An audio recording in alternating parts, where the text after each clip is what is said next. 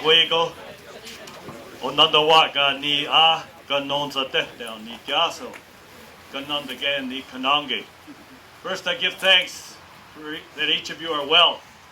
Some of you have traveled a great distance to be here today.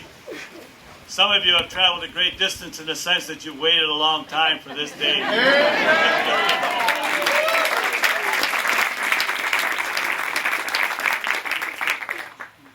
But for each of you, I give thanks that you are well. And on this great day, I said first that my name is Ganondagan, and Onondagan niya. I'm a person of the people of the Great Hill. This was our home from 1655 to 1687, the capital of our nation. And I'm a member of the Heron clan. I look out, I see members of other clans and other nations even that have joined us today.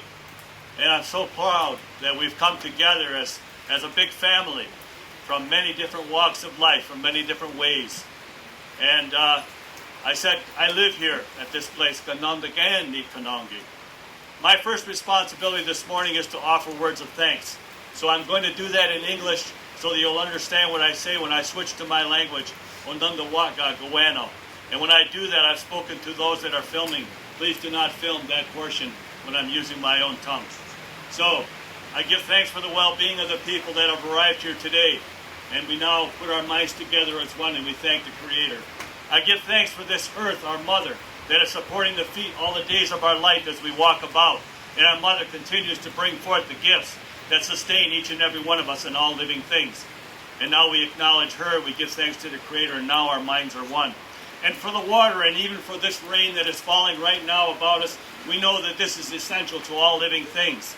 Those streams, those brooks, those creeks, those ponds, those oceans, each and every one of them has the living creatures, and they're doing their responsibilities according to the way the Creator intended. And we offer words of thanks.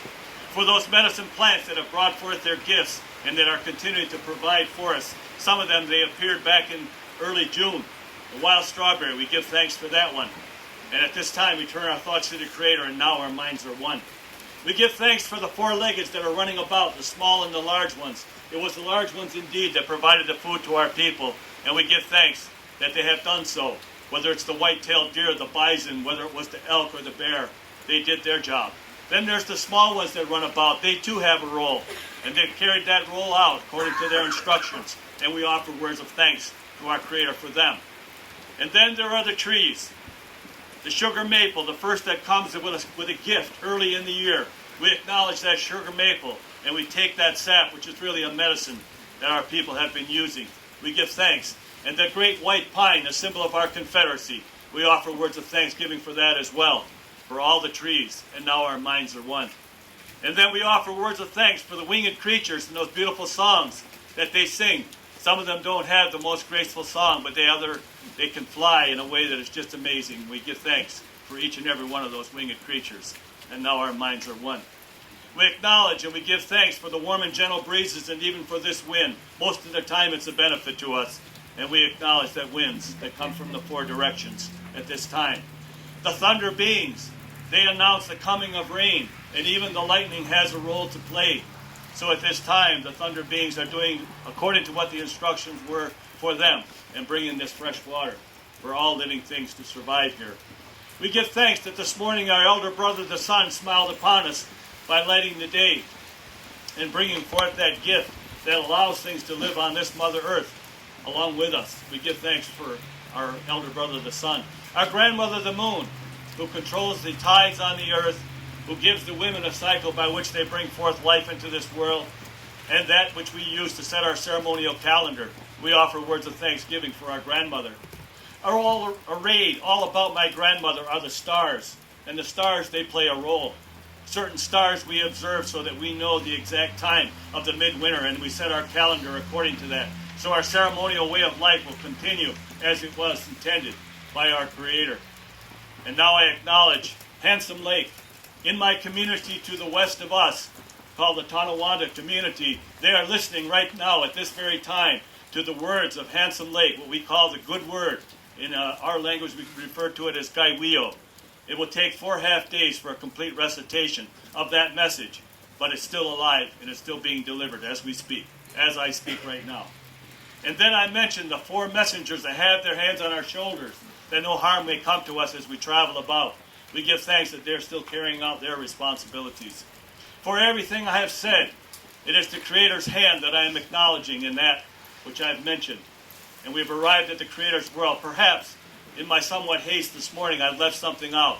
If you'll place that thought in your mind and with a great gratitude directed to the Creator's world, we offer words of thanksgiving at this time, according to the way we each and every one of us believe, for all the many things that they have done.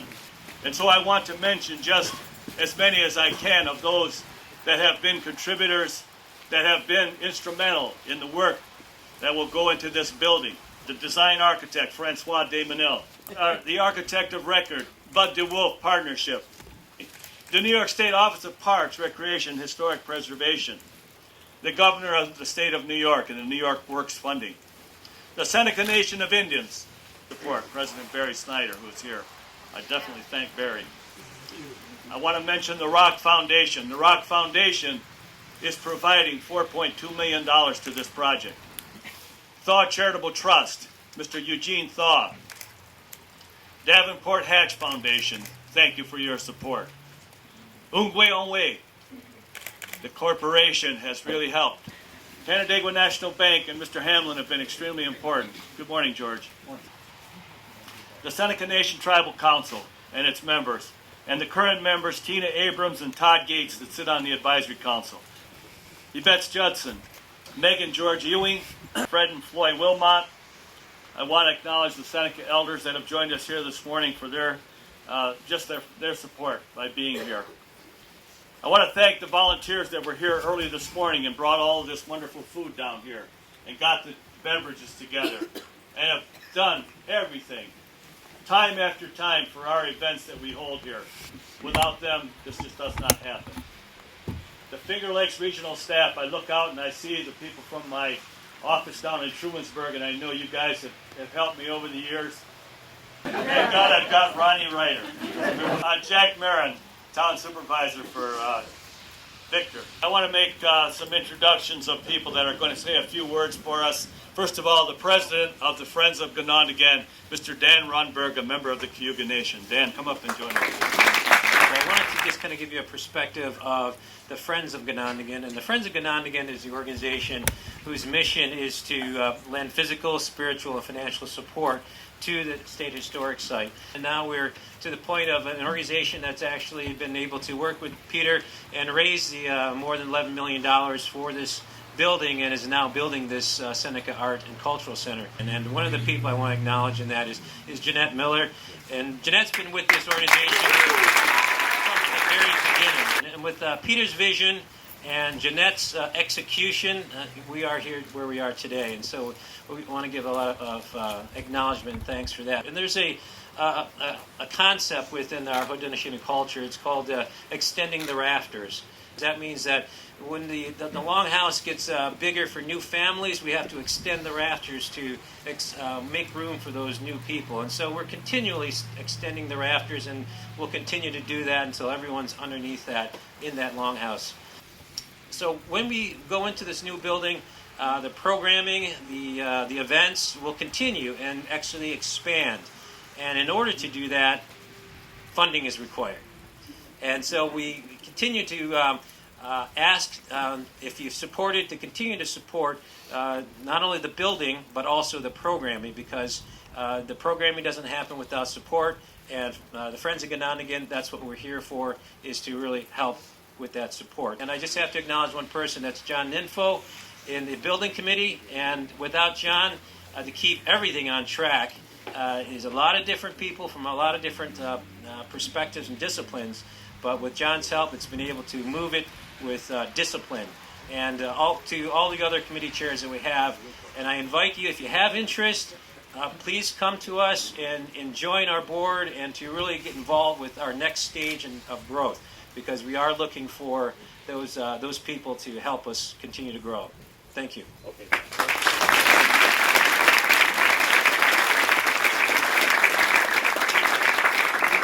This morning, George Hamill is going to say a few words on behalf of the Rock Foundation. And George, please join us here.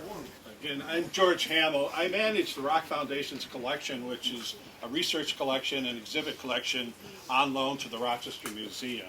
The Rock Foundation is largely one person at present, Mrs. Adelaide D. Mineo Carpenter of New York City.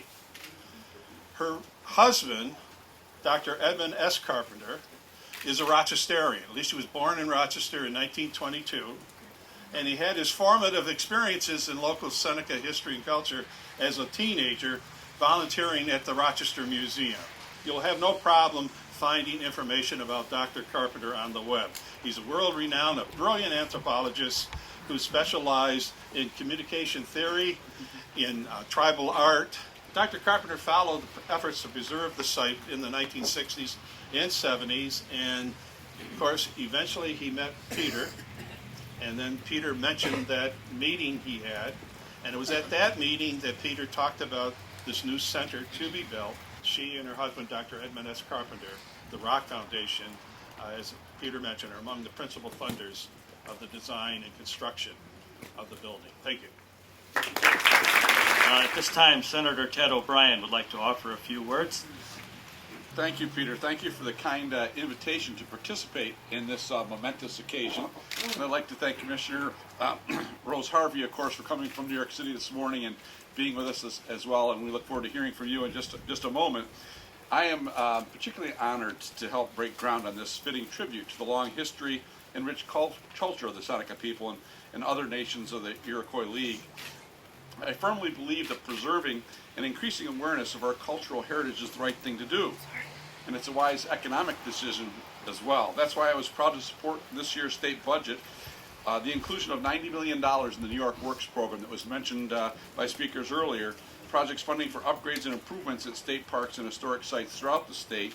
That funding includes better than $1 million for the Arts and Culture Center we're breaking ground on today. This center will be a showcase for Seneca and Iroquois heritage, and it will enrich the Rochester and Finger Lakes region culturally and educationally. And I'm just so excited for the kids in the future generations that will be able to come here and understand how important this history and culture here is, and the educational opportunity is truly wonderful. It's going to be an important part of bringing our region to the economic renaissance we all feel lying just ahead of us.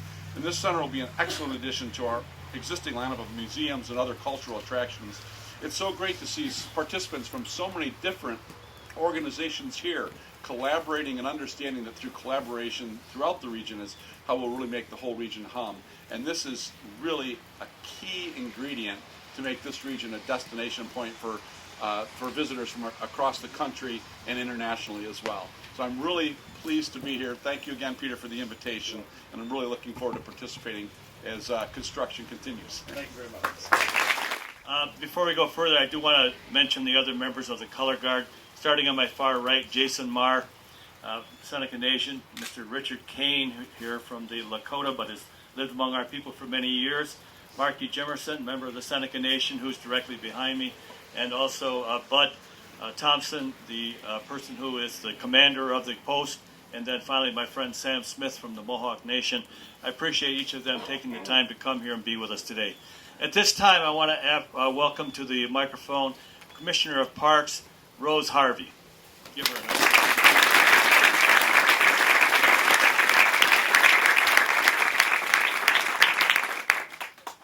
On behalf of Governor Cuomo, on behalf of the Lieutenant Governor, on behalf of all of the staff here at the Office of Parks, Recreation, and Historic Preservation, it's just a great honor and a privilege to have been part of this partnership that has worked so long, so hard, so patiently, with such perseverance to realize this vision of 30 years of the Seneca Art and Culture Center that here in our state park, which will add so much depth, so much richness for all and everyone.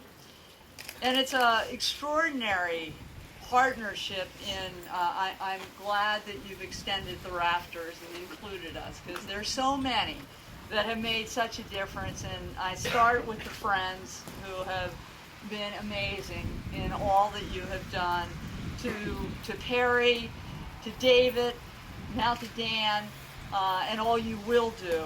And then joining with the Seneca Nation, who were there so early on, with the Rock Foundation, with Adelaide, with Dr. Carpenter, with the Thal Charitable Trust, with the legislature and the governor and the economic development councils to raise 11 million, of which the bulk of it is from contributions from these partners and these donors who were at the table at the very, very beginning working on this. And then the state came in with 3.9 million.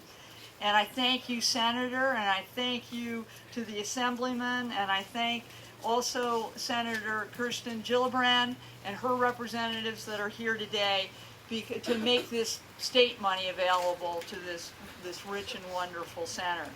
And I do want to underline that the Friends are not finished. We do still have to raise $500,000 so that we can operate this as it should be forever. We can be very, very good stewards. And I also want to thank Francois Desmenil. I want to thank the DeWolf Partnership. And also it's going to be built by Pike Company and the Seneca Construction Management Corporation, who also were at that kitchen table at the very beginning of this. So this is a deep partnership, and it's going to be a destination area for all, so that we will better understand, we will better appreciate, all our children, all our families, the Seneca culture through the art, through this interpretation, a culture of peace. This was the town of peace. This is the place, the burial site of the Mother of Nations.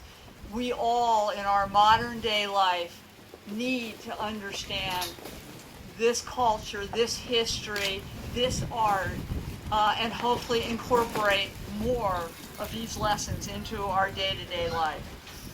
I also think as a destination point, it will, I hope, contribute mightily to the economy of the locality and the region. I finally want to just give a special acknowledgement to some of our own. I want to recognize our two commissioners, chairs of our State Parks Commission, Dave Banfield and Peter Humphrey, who are here today. I want to thank Pete for his vision and perseverance throughout as our site manager and our visionaire. And I also want to point out our executive deputy, Andy Beers, who was through this from the very beginning.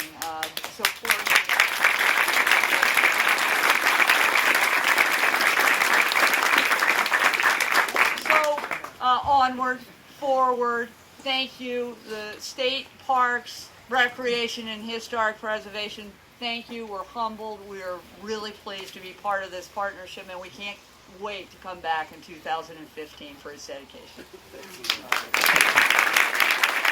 Thanks, Rose.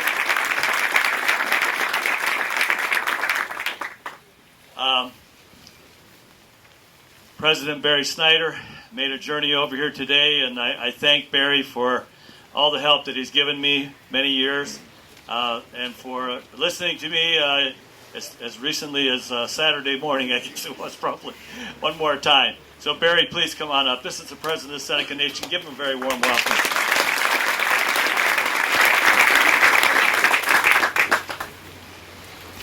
Well, the day's here. It's not the best day, but it's here. And we're about to get started. So, to Pete and Yowie Scano, to everybody here, and many Yowies, again, to Pete and all these people here that have put so much time and effort into this site here, so we can move forward. It's been a long time, as Pete says. It's been like 10 years, maybe or so. We've been working on this, and we're indebted to Pete because it was his commitment and service that kept our nation's spirit alive. And to the people of the city of New York, thank you for your support and recognition of the Seneca Nation and Iroquois Confederacy as a prominent place in the dynamic and rich history of this great state, which we call our home. On behalf of the Seneca Nation of Indians, I stand here today with honor and humility on the sacred land where our ancestors lived and thrived some 300 years ago. you are here at Ganondagan. On one feels a sense of pride, tranquility, as we remember what life was like in a town of peace. The Seneca Nation of Indians has a rich history.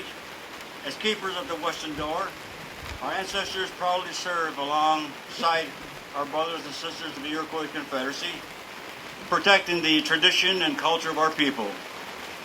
The new Seneca Arts and Cultural Center symbolizes the respect for those who came before us and who become a place of pride for future generations, bringing to life who we are and how we came to be at home here. It's raining hard again, huh? Talking to the microphone. Today's a day of celebration. As part of the celebration, we must not forget the times weren't always peaceful. Having faced social injustice since the Europeans came to our land, and Native American community has the longest history of discrimination in America. There are countless ways in which the U.S. showed their disregard and contempt for the Native residents of our country, but perhaps one of the most significant and consistent ways is through the taking of our land. Ganondagan has reminded us why we have fought for hundreds of years to protect our sovereign rights. As Native Americans, we must always respect the pillars of the great law: peace, equity, justice, and a good mind, which places the welfare of our people before that of our own. Our two prophets, Hiawatha and the Great Peacemaker, brought a message of peace to the early warring tribes, bringing us together as members of the League of Peace and Power. Once we ceased fighting, we rapidly became one of the strongest forces in the 17th and 18th century northeastern North America, protecting our people and our land. Today we stand as one. We are sure to have challenges facing us ahead.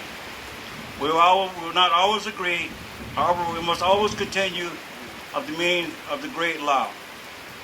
Like our Iroquois ancestors before us, and in the memory of the mothers of the nations, we continue to live together peacefully and in prosperity.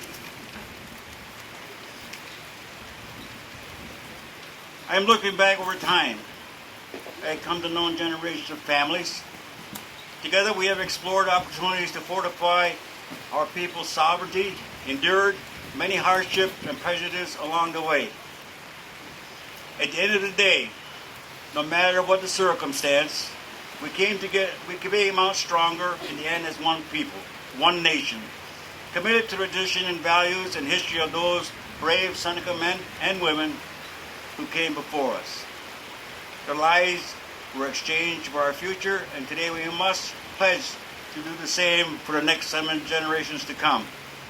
Again, before I stop, I'd like to, we have some counselors here that have been working. We have some new counselors here.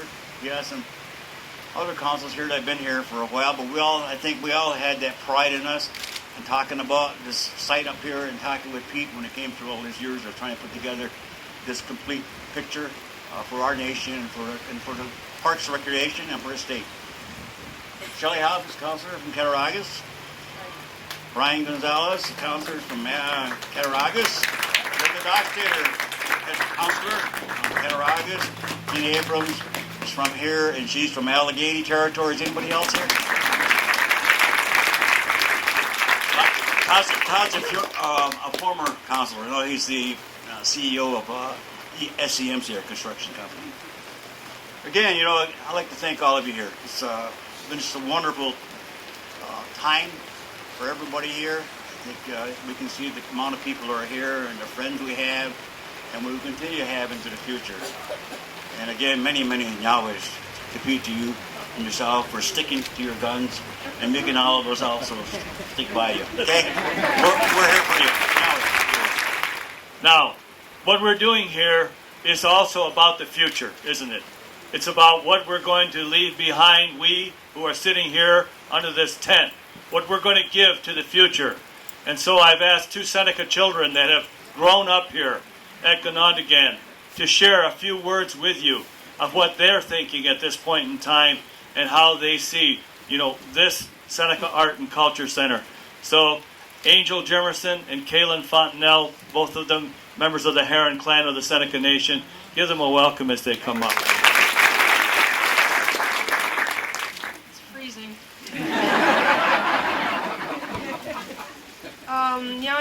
Amos Hogwego Nigaso Gawantwas. Good morning, everyone. My name is Angel Jimerson. I am Heron Clan of the Seneca Nation, and it's my little brother, very tall. Keelan Fontanelle, he is also a Heron Clan of the Seneca Nation. We've been lucky enough to grow up in this area with both Uncle Pete and Aunt Jeanette, and they've been able to raise us here at Ganondagan. We've been able to get to know the land and get to know the staff and all the supporters, all of our friends here that have helped us.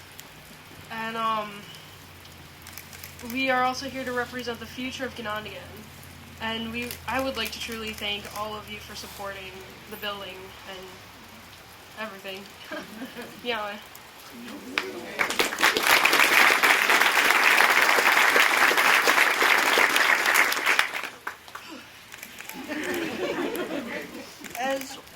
As one of the future children of Ganondagan, I was asked to speak, thinking it would be a pleasure, especially since I will be watching the building out of my window.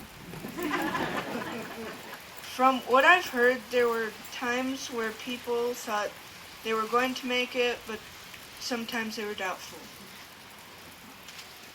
I never knew about the building until Uncle Pete was talking about it a lot with Aunt Jeanette. Then I saw plans for the building a while after they were talking about the new building. I am excited for this new building, but we didn't do it by ourselves. We got help from you. So nyawa, or thank you, for helping us reach our dreams.